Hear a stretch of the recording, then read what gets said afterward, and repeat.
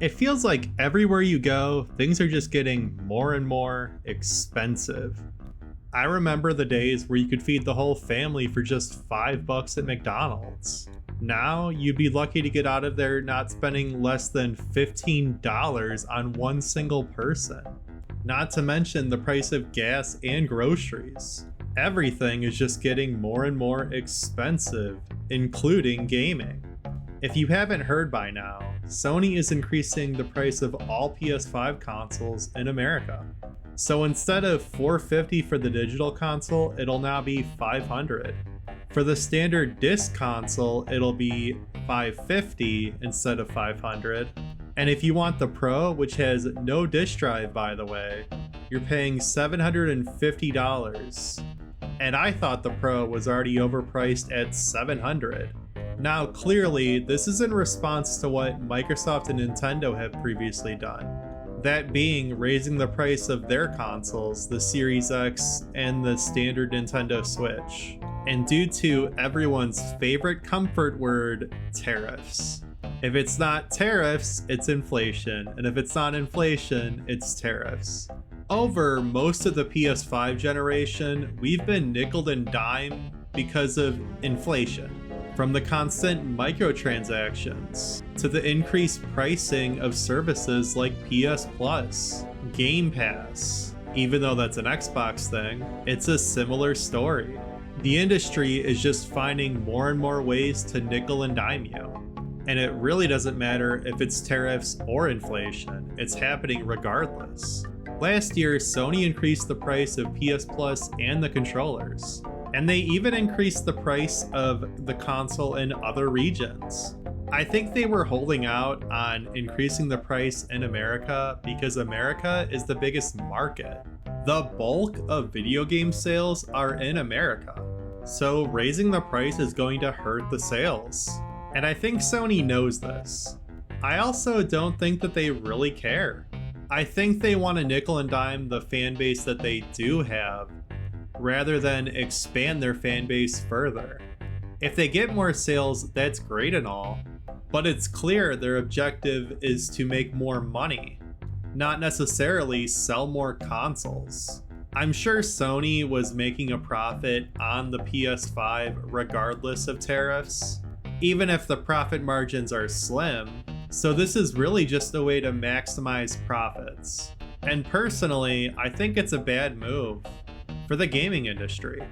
The idea always was that a console would go down in price over time, and the early adopters would pay the highest price. But now you're paying more for buying in late. I remember the days where you could get a PS4 with some heavy hitter games like The Last of Us and Horizon Zero Dawn for $200. There were even plenty of PS4 games on sale, like with the Greatest Hits line. I know some people didn't really like the ugly red case, but it was still really cool to be able to snag a bunch of heavy hitter games for $20 a pop. This was something they also did with the PS1 through the PS3, and it's been completely eliminated with the PS4. Most games on PS4 that released at $70 are still $70. And honestly, I think they took a page from Nintendo in doing that. But the idea always was, in lowering the price, you would expand your consumer base, expand the sales of your console. And again, I don't really think Sony, Nintendo, or Microsoft are concerned with that anymore. And it sucks because it's killing the hobby, making gaming less accessible and more alienating to people that can't afford it. My uncle, who wanted a PS5, and couldn't afford it at $500, definitely will not be able to afford it at $550. And I know there's a lot of people that have still been playing their PS4s for a similar reason, because it's simply too expensive. To Sony's credit, they're still supporting the PS4 for the most part, but how long will that last? In my opinion, I think it's better to sell more of something and make less profit on each product than less of something and make more money on each product.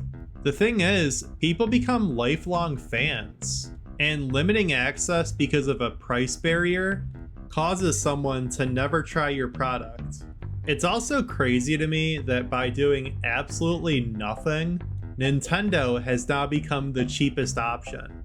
The Switch 2 actually is a better deal now because Sony and Microsoft have raised their prices. Not saying it's a good deal, but depending on how you look at it, it might be a deal. I also expect Microsoft, PlayStation, and Nintendo to all do sales during Black Friday to sell extra stock.